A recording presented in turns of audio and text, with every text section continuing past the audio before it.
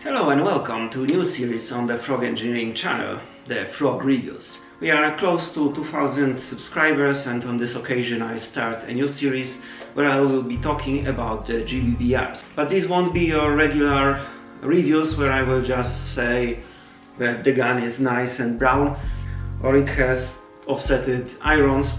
What I will be talking about is the technical aspect, what I know about this gun, what I experienced, basically if it is good or bad quality. And we start off with this particular one, as the conversions for the HK417 are just released, the new generation, and the hot new HK417 from VFC is the M110A1.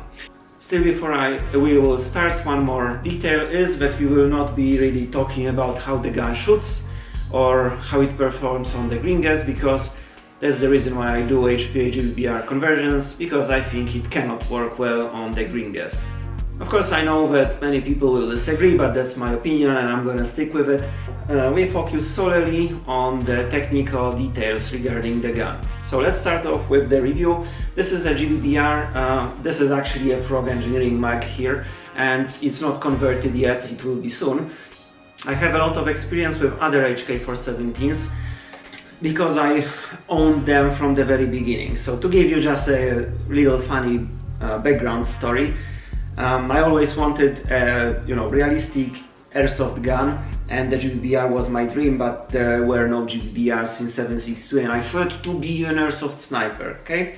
So finally VFC released the short version of the HK417 and I bought two of them, which one I converted to 20-inch version.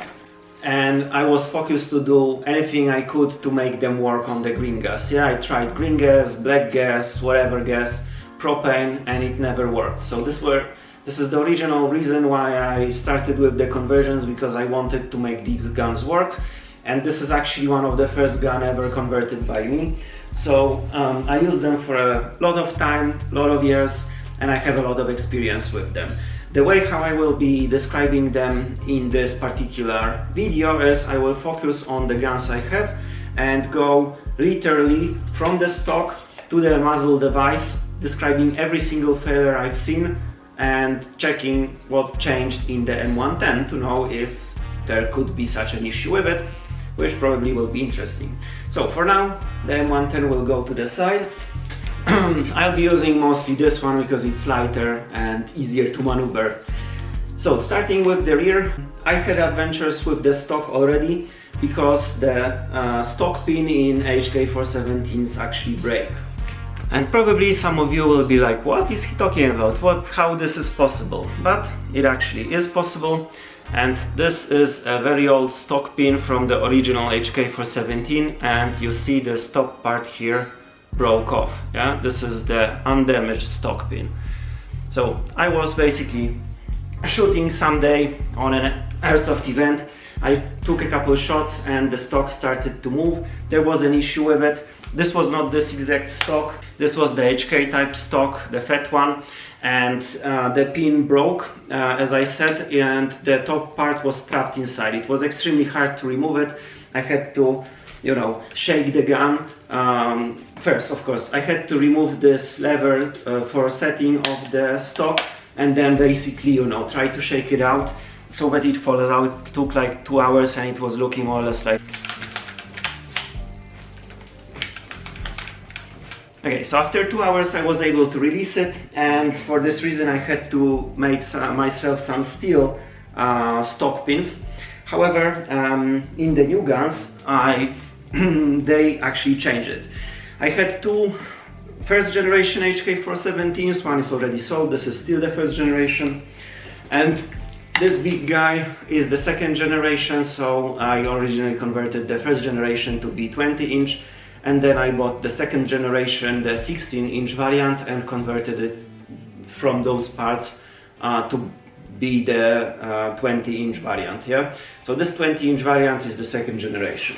So already in the second generation stock they changed the material of this part to this more matte, yeah, and it was much more robust. It was able to withstand the recoil better. Let's see what the original M110A1 has in the stock. It looks pretty decent.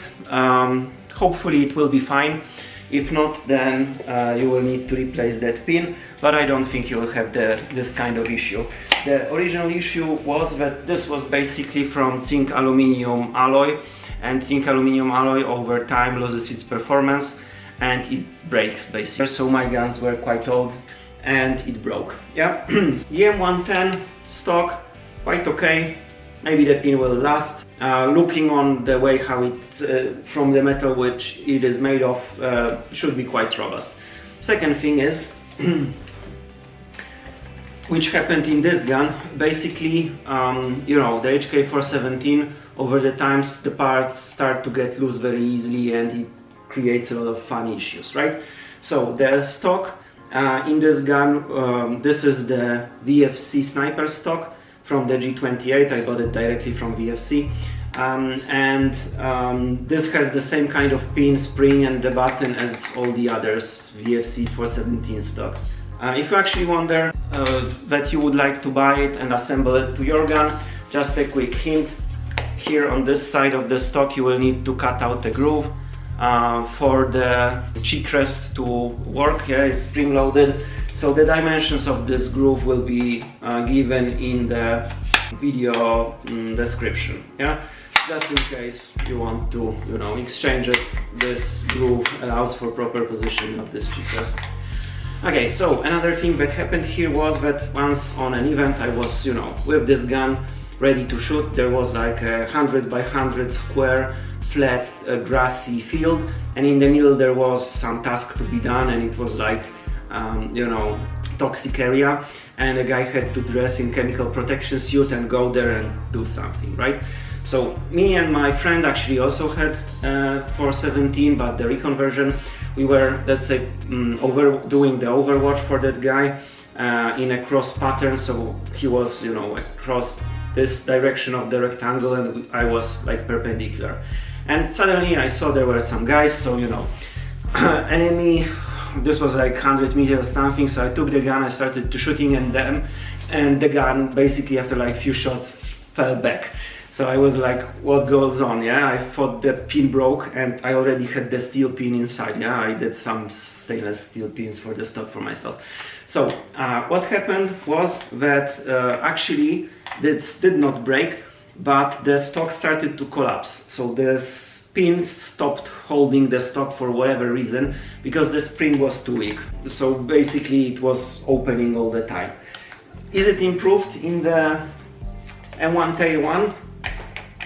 Honestly, hard to say, but what I did is when I went home I took a spring from the suspension of a tractor and I put it in there. Of course, I'm joking. I just shimed the spring to as much as possible so that it's basically so compressed that it requires higher strength to deform it, and the force of the blowback was too small to, let's say, collapse the stock again for now.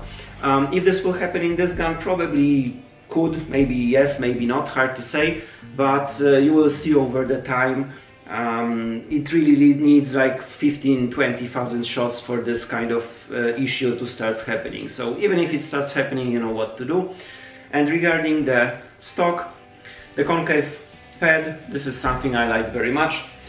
In my guns it's obviously different stocks that I use, and in this old stock that I showed, this is a concave stock butt plate, because basically I bought a real steel one. Yeah, but another nice feature. The stock, quite nice. Pin should be okay, spring, you know what to do. Moving forward, here let's look on the receiver. So with the receiver I also had an interesting story, because I was on a 2-day airsoft event and I took this gun with me, and I took it for one action. Let's say we were shooting at somebody, I died, I went back to the tent and I went to sleep for an hour. This was after a night full of action, and I was woke up in like 2 hours later by my, you know, teammates who went back to our camp. And I picked up the gun and it opened. So I looked what happened and I saw that basically the rear part of the receiver broke. Yeah, so this is the original receiver and this is the pin attachment on the rear. So you see, originally it should be like this, but it cracked off. and this was pretty bad. The gun was not usable anymore. So I wrote to VFC. This is one of the reasons I like them so much. They wrote back to me immediately.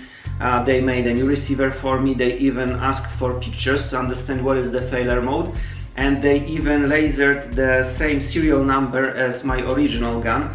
Actually, on the generation 1 upper receiver there was no serial number, but they lasered the one from the lower receiver to the upper so that it matches. Yeah, they sent it to me, and the new one which I received was already improved. This is how this looks in the new upper, so it's much more meaty. Yeah, and let's look in the M110. So here you can see this is extremely reinforced. This is the original part in the Gen 1. So you see this was just the thickness of the hole for the pin plus a little metal, and here this goes from the rear up till here, and this whole piece is very reinforced. It's even more reinforced than in my Gen 2 upper receiver, so it's a really nice feature. I think this is completely safe, and this is a huge improvement. If we are already here, the charging handle, it's another thing that broke, and in my gun, in the old VFC guns, the charging handle latch was not this kind of the like enlarged one. It was this simple kind, like M4 type. Yeah, actually this has completely different hook shape than the M4, so it's not compatible. But what is important here, the original part broke off, and I had to order a new one, and obviously I saw they have those enlarged ones, so in both my guns I replaced the latch to this enlarged one, and they never broke again. I don't know if they are of different material or just more robust for whatever reason, but here you get the part that I'm using in my guns, and this never broke, so it's pretty nice and probably will last a long time.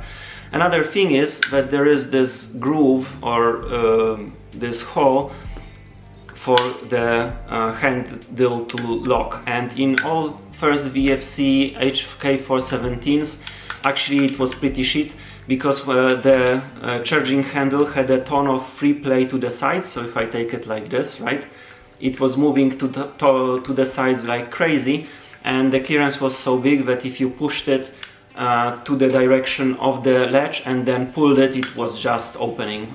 Yeah, so there was no retention at all. So it was very, very bad, because you could be like shooting and suddenly the charging handle would slam your face. Yeah, and I solved it in my guns by gluing pieces of aluminium into the receiver to decrease the clearance, and filing deeper groove here in this area on the receiver. And what's interesting is that I saw in my Gen 2 gun that it was still not improved. Yeah, here in the M110 it's much better. There is almost no clearance like in my old gun. This is pretty nice fitting. I don't think this will be an issue, so the charging handle is really nicely improved, and this should be completely no issue to use it. Okay, before we go on, let's have a look also into the buffer. So the buffer, this was present I think already in the G28, which was technically speaking something between the first and second generation. They have the buffer with the movable weight on a spring. So again, issue with all GBBRs, especially the high impact guns like the 417, high blowback strength and the forward stroke, they have the issue with double feeding. So or what happens is that the moving parts have so much energy that when they load the BB, the BBs, you know, hit so hard that it goes through the barrel, or that doesn't stop on the hop-up chamber. So for this reason, in the first generation, like this was a very bad thing. Also for the bounce back. So also what was happening is that when the group was traveling forward, it had so much energy that it was bouncing back and reloading second BB, sometimes even 3 BBs, and there was no solution to it. So what happened is that the company called Hapa Estus made an anti-bounce back buffer for the HK417s back then. I actually use them in my guns till now. they were not good design, I had to fix them, but the idea was kind of good. So you have a moving steel core that is heavy inside, it's on a spring, here you see the core, and what happens is when it travels forward, this first when the bolt carrier and the buffer hits, it stops, and before it can bounce back, this mass travels, let's say, alone and hits it back. So it wants to bounce back, but this mass redirects the movement to the front, and basically it almost stops in one place. This is a very nice feature, it has very characteristic sound. I see this as an improved version even from the VFC, because second generation of VFCs had a different looking buffer. This one is pretty nice, and definitely it will solve the issue. Just for your information, this is the original plastic buffer from the first generation with some shitty spring, which was basically a tragedy. Okay, so we practically finished with the stock buffer area. Here you see also there's some different kind of locking for this butt plate. You have additional clicking lock. It was not in the original stock from the second generation. Here there was a rubber part. Probably this is just a design feature, it's not supposed to improve anything. That's a copy of the real gun, so to. For your information, if you would like to replace the stock with a slimline HK417 stock, I already spoke about the sniper stock, and this is the slimline regular stock. This is actually a KWA, and it fits to VFC kind of tight, maybe even a little too tight. You can file it a little in the inside and it will be fine. But generally the buffer tube of the HK417 is 35mm diameter, not 1 inch like the AR-15 type guns. So if you buy this gun, probably you will not be able to replace the stock to like any stock, right? Only the real steel stocks, VFC stocks, KWA stocks, or maybe from these cheap AEG Chinese HK417s that came out lately. Maybe something will fit, yeah, but I never had these in my hands, so I don't know. Okay, back to the M110. Let's move forward. Let's have a look on the pistol grip. So this is the A2, I think, HK type pistol grip. It has no tang in the front, it has this tang here in the bottom, in the rear. Original grip looked like this. In the generation 1 for the HK416 it was the same. It had no plastic part here on the top, and it had this kind of finger rest here, which was very bad for most of the people. So you get the nicer, in my opinion, pistol grip, but this was already part of the generation 2. So my guns both have this replaced because it was a little annoying. It is a nice feature. Then the fire selector. Here we have the HK416A5 type fire selector, which has plastic levers and a metal rod in the middle. I would say it's very nice. There is no clearance almost. If I block one side of the fire selector with my finger, the second side practically has no movement, which is just fine. In the first and the second generation, this was actually an issue. So here we had this metal fire selector from both sides, and the screw basically had huge clearance and they were very loose. Also, additional issue was that this screw was falling out very easily because of shooting, and you had to really glue it in place. I used some shims in the fire selector to basically stop this additional movement, but in my guns probably you don't see it because of the painting, but these are basically Z parts and they were very nice and robust. So here again, M110, really nice fire selector, good. Moving forward, the trigger mechanism. It's exactly identical as the V3 trigger mechanism for the VFCs, and here I never ever had an issue with trigger mechanism in the VFCs. So I know many people had the issues with breaking pins, for example, or some parts breaking. I had guns from VFC where they have like 70,000 shots on them, and there was never ever an issue with the trigger mechanism overall. Why? I would say probably because I clean my gun and everything's lubed and there is no friction and the parts doesn't basically wear out. Yeah. So if you take a proper care, this can last a lifetime. I see it's exactly the same as in the other guns, so very nice thing. Moving forward to the bolt catch. Here we have a double-sided bolt catch, the HK416A5 type. Actually, I had an issue with the bolt catch in the first generation a long time ago. So when I first bought my HK417 first gen, I took maybe like 3 shots and the bolt catch broke apart. Yeah, so this is the bolt catch broken from like 8 or something years ago, and basically it was very thin here at the joint between the lever and the rest, and it snapped, like I said. Maybe I shot it 2 or 3 times, like with the use of the bolt catch, so that the magazine got empty. So I was a little, you know, terrified, and I was looking to buy a new one and I could not find it anywhere. So I wrote a message to VFC. To my huge surprise, they wrote me back, and it was possible to buy parts directly from them. So I bought some bolt catches, like 3 of them, and I thought that it will be like this, that, you know, they will break over time and I will be replacing them, so I wanted to have more parts. And they sent it to me. It was quite cheap. It was surprising for me that it went so easily. Within 3 weeks I had them in Poland and they were reinforced already. So here, the original package from that time, which was sent to me by VFC, and you can see that this section actually is twice thicker here, yeah, where the previous bolt catch broke. And I had 3 bolt catches like this. One went to the gun, and the other 2 I have still here in the bags. Why? Because they never ever failed again. And the second HK417 that I bought already had this new bolt catch in stock. So this was the second series of the gun. So this is the reason why I like VFC so much, because they really improve everything based on customer feedback practically immediately. Yeah, like with the receiver, they asked me for pictures to know what was wrong, and they replaced it, you know, sent me a new one. Of course I paid for it, yeah, but it was fixed. You see how it was fixed in the M110, where this reinforcement is like really massive.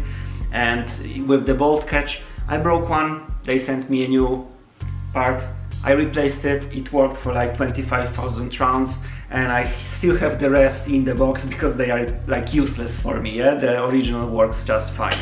If you look on the profile in the M110, it's the exact same reinforced shape, only on this side it has added the second lever and this button is bigger, but this is the same kind of hardened steel. I doubt it will ever break, so very nice, you don't need to worry about this, probably will be okay forever.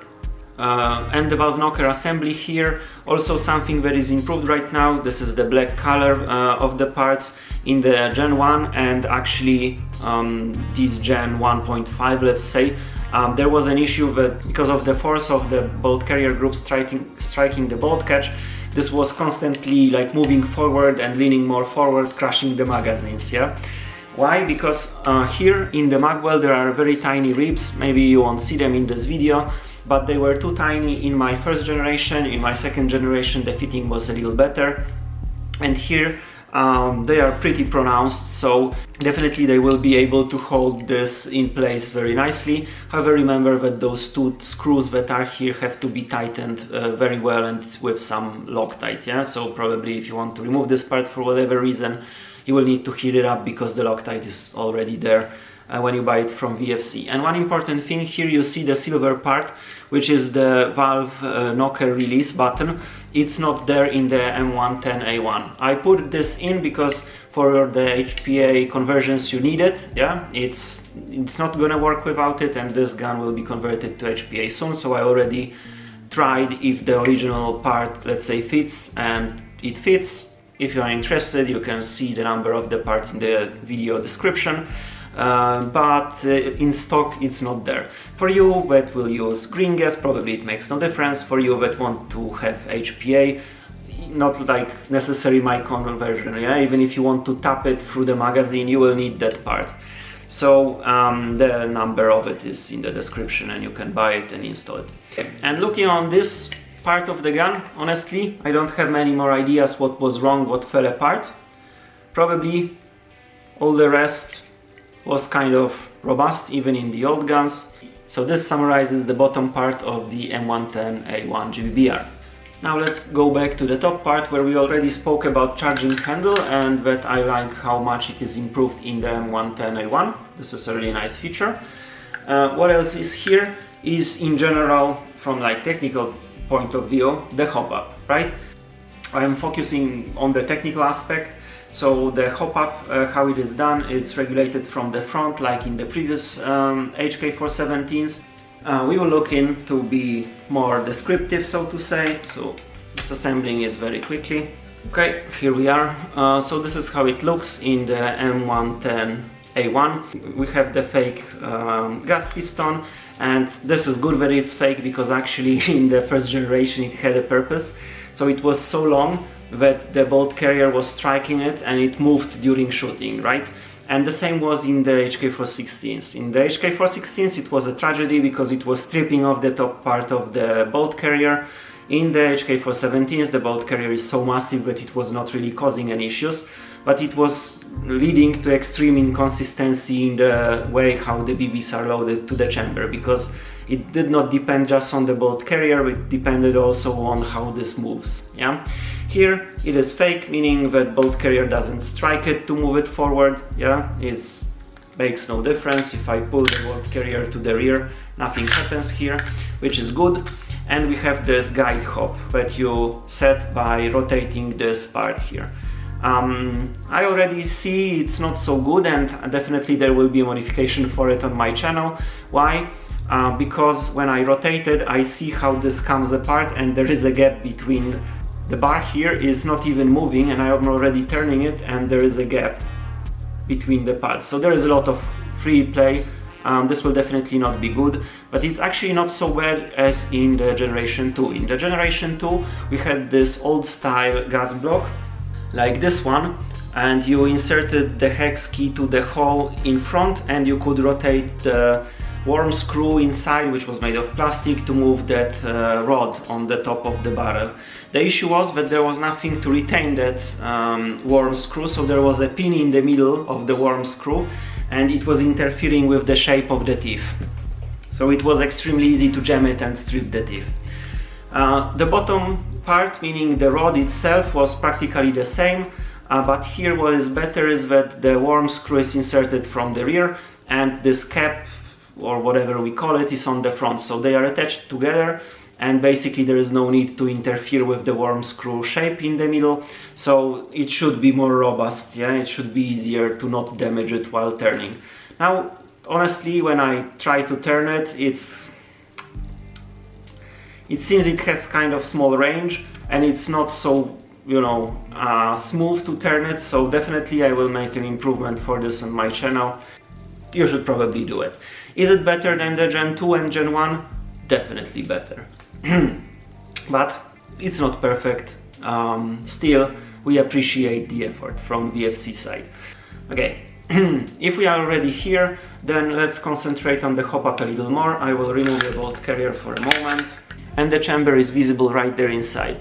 What we have here is the good old Gen 2 hop-up chamber, which is just fine for the HK417. Is like there are no replacement parts anyway, but it's just fine. You can reach with proper energy on the BBs and the weight and everything, the settings. You can reach over 100 meters of effective range on this gun, so it's perfect.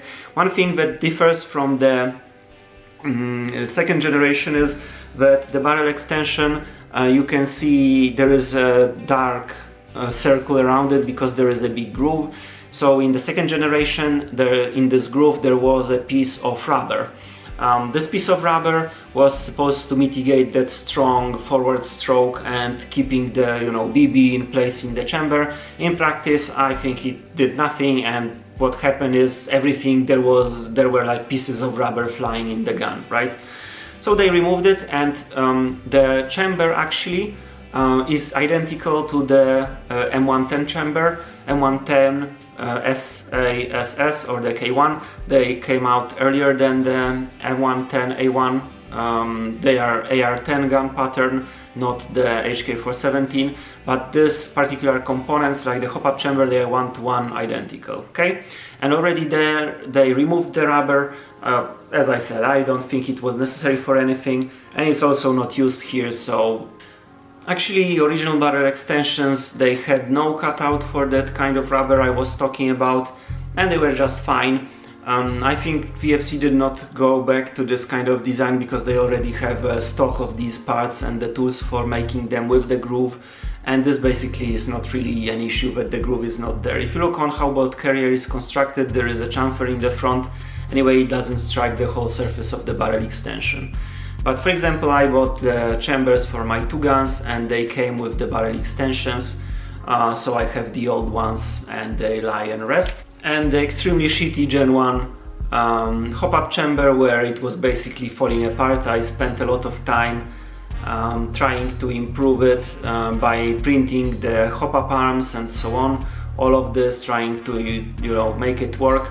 And finally, when I reached some effect, like finally it started to work, the front of the chamber broke off. And I wrote to VFC and they wrote me back that I'm sorry, but we don't produce this shit anymore. We only have the new design right now, and this was the G28 design. Back then still was with the steel sheet metal arm, but quite quickly they replaced the sheet metal arm with the solid steel one. It has the very hardened steel hop-up arm that cuts into the chamber. I like it very much. I actually made a video about this, you can watch it. I'm not gonna disassemble it because it will take forever to finish this topic. But what I want to say is the best HK417 or AR10 type chamber that you can get. Yeah, so it's in there. It has the violet backing for the VFC, which for these guns work pretty nice. I realized lately that these backings lose their ability to hop the BBs at like 3, maybe 5,000 rounds. So I recommend replacing this one with the X-Range modified 65 degrees. But anyway, this is pretty nice setup, and definitely it will work well from the out of the box. And this is the best actually what you can get, yeah, for the hop-up chamber. If you plan on removing this flash hider, be kind of careful because the threads always are very, very sharp and they cut into themselves, the one from the barrel and the flash hider. So it happens very often that people basically cannot remove it. Yeah, they don't want to know how to do it because this cuts so hard that it becomes almost not removable. And the steel spring that is here in the top really doesn't change anything in this case. You basically need to clamp one part properly, try to not scratch it, and unscrew the other one. Yeah, that's the only way. So don't tighten it like crazy, because you know, if you want to put a longer barrel, maybe you will want to shorten it later. It will be very, very hard to remove this type of flash hider from the HK417. Okay, let's put back the rail. The pins are self-retained. This is kind of nice. Maybe the least important thing in the, let's say, technical performance, but honestly I don't fully understand how you set the hop here, because okay, now I understand. In this cap here on the gas block there is actually a hex-shaped opening. This is some big size of the hex key and you will need to pull it from the front, and this part is actually made of plastic, so it's better than the Gen 2, because in Gen 2 you used a very small hex key, so it was very easy to strip the part. Here this is a bigger hex key, it will be more difficult to strip the part, but you really want to have a smooth action on this rod, not to damage anything, yeah? So we will see when I release the modification what I will do to improve it, but I will try to make it just more robust and a little better. So the lockup here is kind of nice. The pins just go in and we can use the screwdriver. In general, I did not mention it. It's again maybe not like purely technical thing, but this gun is extremely light for its size. My HK417, of course it has the sniper stock, which is heavy, of course it has the scope, the bipod and everything, but total weight is 6.7 kilos, right? This gun, bare weight is 3.5 kilos. So I would say if I strip my gun from all these parts and so on, it would be around 5, yeah? So this is more than a kilo lighter. It's a really nice lightweight gun. Okay, looking on the upper receiver, I think I addressed all the topics here, so let's put it down and let's look on the last component, which is the bolt carrier. And what can we see here? It's a pretty standard HK417 design. Actually there was a small change from Gen 1 to Gen 2, or actually this was, I think, already implemented in the G28, so this change happened between Gen 1 and Gen 1.5, so to say, right? What was it?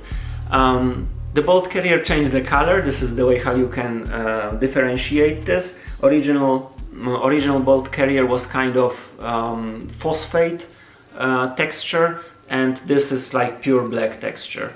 What is different is that on the guides here in the front, you know, they are 15 and 10 type pattern guns. They have two guides for sliding on the top, right? And two guides on the bottom, one here and one here. They added some clearance cancelling ribs. So if you look closely, you see here that there is like elevated portion, and also here there is elevated portion, and this is on all the ribs around. So they did it to decrease the friction, and yeah, it's also here very nice, should be robust, no issue. And the next thing that changed over time is in the nozzle. So in the nozzle, over time they added this middle rib here. So normally this was just one big opening. Like I have here the old nozzle, you see there is just one big opening here, and here there is a rib in the middle. This was added already long time ago, I don't even know in which generation. And this was added to push the seal down, because this slides over the seal and it was catching on the seal and tearing it apart. It happened like crazy in the first generation. It was damaging original magazines extremely quickly. Of course, for the HPA GBBR conversion it was not such a big issue, because you could set the height and optimize it a little. But here there is no issue, because there is the rib in the middle that holds the seal opening down, and basically it doesn't tear it apart. So of course it's still here, and something that I can be proud of noticing maybe even earlier than the VFC did. On the top of the nozzle I made a video about the modification to cut out a piece of plastic so that we avoid collision with the hop-up arm in the chamber. And the new HK417 nozzle, if you look here in the front, actually it already has this cutout. However, I think it's tiny bit too small, because when I look on this from the front I see there is already damage from the strike against the hop-up arm. Probably this is because the hop-up was set to 0 and the arm was maximally high, let's say, on this side, and if you would set some reasonable usable hop-up, it would already, you know, go into that cutout. So you can maybe enlarge it. There is a video about this, I will link it in the description, but this is something they have here. And the last thing I will tell about this is that here the front of the bolt carrier is very resistant, it's very robust. It has a steel insert, and back in the days when I bought the HK417 for the first time, I was worried that because bolt catch broke, maybe this could break too. So how it is done: on the bottom here you have two screws, and you have this fake cam pin. On the top there is one screw also. All these three screws, they hold in this kind of part. You see one screw hole here, right? The other between my fingers, and the one here on the top. So this is basically hidden here inside of the bolt carrier.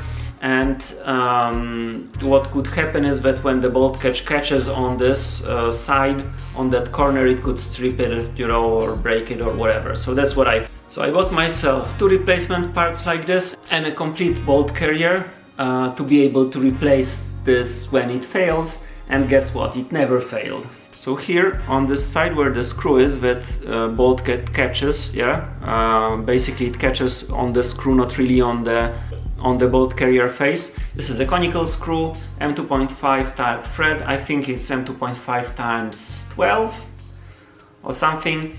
And basically the screw will start to wear out because of the bolt catch. So if you remember, every like, you know, 5,000 rounds to just take this screw out and screw in a regular screw from a hardware store of that size, it will last like forever. Yeah, only thing you need to do is remember about this, and you will never break your bolt carrier.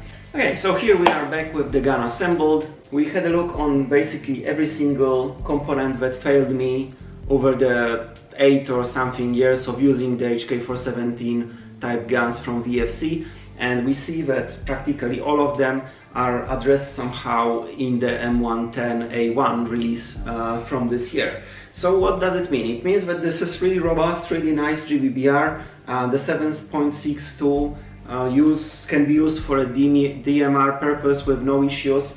It will really be hard to damage. The HK417 has this tendency to fall apart because of shooting, which I joke about all the time. Here I see that practically every issue was fixed, and really I think that it will work much better than the guns I had, and will deliver you a lot of fun without any kind of failures. If you want to buy it, I can definitely recommend it. This is what I like about VFC. They evolve very quickly with their guns, they improve all the issues they find, they listen to the customers, so it's only the good experiences, and the parts are kind of easy to get in case you really need them. You can buy them directly from them. I'm really curious what kind of experience you will have with this gun, so let me know in the comments. Subscribe, like, and share your information also, and hit the notification bell to not miss the videos upcoming in the future. But for now, thank you for watching, and may the power of GBBR